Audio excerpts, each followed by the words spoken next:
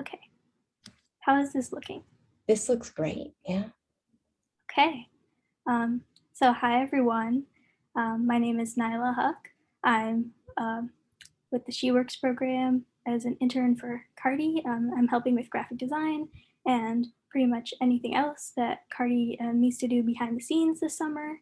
And so one of my projects was this ADA guidebook, which is helping cARTie get their website and other programs align with the standards of the American Disabilities Association, make sure everything is as accessible as possible.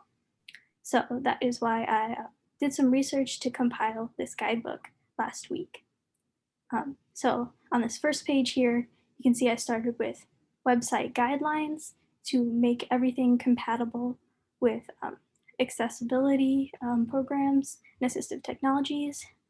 So the main things we have to worry about for websites are helping people have text equivalents, because even though they might have like an auditory problem, if they can have text equivalents, then their screen readers can translate all of the text into an audio format.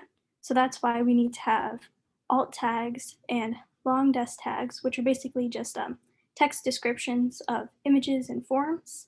And we're already familiar with subtitles and captions, probably, and written transcripts, which are the text equivalents for videos. Uh, and we also want text equivalents for other documents along with PDFs and notifications for automatic sounds. Um, Other ways to make websites accessible are here, such as allowing users to edit contrast and colors, just so everything is as easy on people's unique eyes as possible. Um, we can also minimize flashing items. So another thing to consider is that some people might be more prone to seizures than others. So the ADA recommends not having flashing items last less than 3 seconds and not more than 3 times per second, which is something interesting I learned while researching this. And we want to have static equivalents of all auto refreshing or timed pages. We also just want to make sure the website is as organized as possible and that our links are formatted correctly. So those are just some of the main things we can do to keep our websites looking ADA friendly for everyone. And then I'll move on to some other um, museum guidelines for the ADA friendly adjustments. So we can also provide audio or tactile equivalents of visual media. So we can have vocal bus tours or tactile maps instead of visual bus tours, which was something was interesting for me to think about because I've been on cARTie when I was at the farmer's market recently, and I was not thinking about all these different ways that we could improve the experience and make it more accessible to others. So we were also thinking about visual equivalents of audio media. Now that we're in person, we have to think about um, both, not just one of those options. And we want to make sure we have clean and clear spaces and clearly marked exhibits, which are pretty self explanatory.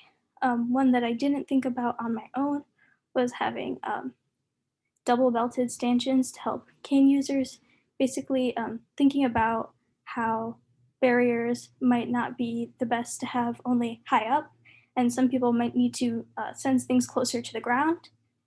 And we also want to make sure the bus is parked in an accessible area, that signage is legible, and there's a bunch of ways to do that, which I listed a few of them here. And finally, we want to have exhibits installed accessibly. So again, vocal alternatives to color-based prompts, like following the blue signs to continue, and vocal warnings about the flashing displays, which we also talked about before. So really, there are a bunch of ways to make cARTie more accessible, whether it's on the website or in person. And here are just some of the ways we can get started. And I put some more resources on the last page, as you can see.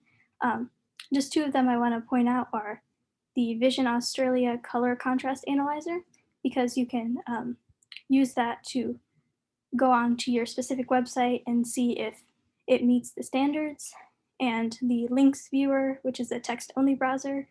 So that puts you in the perspective of someone who's using only text to navigate a website, which I think is really a powerful tool. And other than that, I think these are all some great resources to look at beyond this. So I learned a lot while doing this project, and I hope that it's going to help everyone who visits cARTie in the future, um, and make it an accessible place for everyone. Thank you. Amazing.